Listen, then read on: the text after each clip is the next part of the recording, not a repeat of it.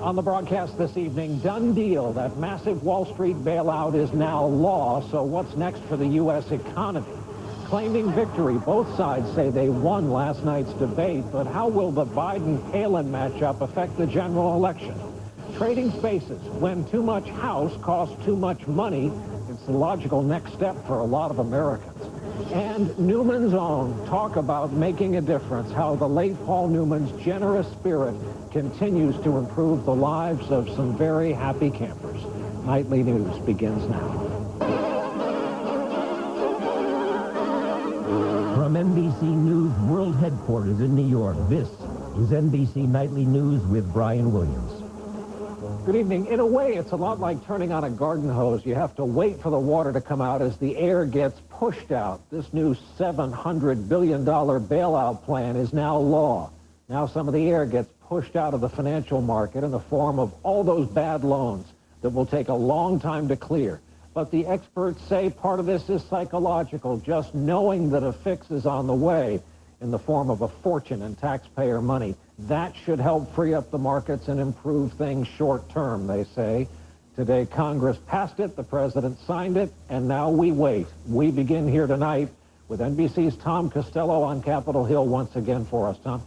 It is worth repeating, the biggest government bailout since the Great Depression. $700 billion going to resuscitate the credit markets, $100 billion going to shore up Main Street, and everybody here is hoping that it works. The motion is adopted. On the floor of the House today, jubilation and relief. After a week of hardball, brass tacks politics, Democrats and Republican leaders sweet-talked, pressured, and threatened their members into approving the $700 billion package.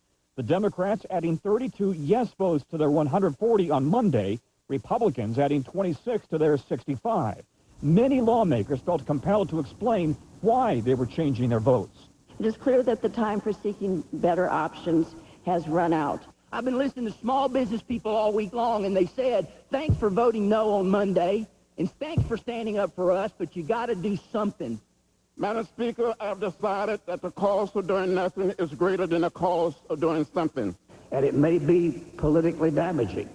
And the sky may fall tomorrow, but it'll fall upon my head.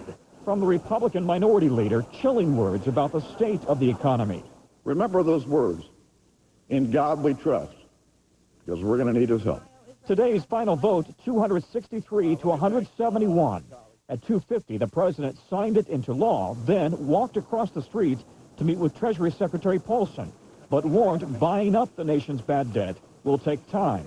And we're going to make sure that whatever we do is done in a deliberate fashion and one that'll be effective and be mindful of the taxpayers. Meanwhile, the credit crisis is now putting state budgets in peril.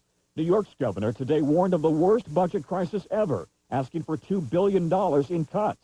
New Mexico and Massachusetts are putting off $500 million bond offerings, while California, unable to tap the credit markets, says it needs a $7 billion loan from the feds.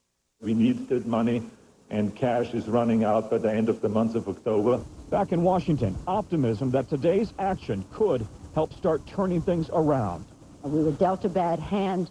We made the most of it. I think the American people will benefit from it. Treasury says it is going to be moving methodically and rapidly to start the process of buying up all of this bad debt. And the first purchase could occur in a matter of weeks. Separately, another dramatic development today in the banking world, and that is that Citibank has launched a legal challenge over Wells Fargo's $2 billion purchase of Wachovia. Citibank says it believed it had exclusive rights to buy Wachovia, and it believes it was already close to a deal. Brian? Tom Costello at the end of a wild week on Capitol Hill. Tom, thanks. When the bailout was killed on Monday, Wall Street took its steepest one-day dive ever. That was part of what was driving this yes vote today, fears that the markets would tank.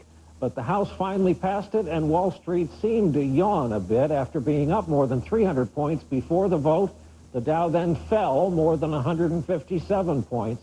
That's a 450-point swing in the market in one day.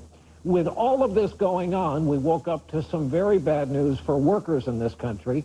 159,000 jobs lost in just the last month. That's the most in 5 years. Our own Mark Potter has more from the hard-hit state of Florida. Yeah.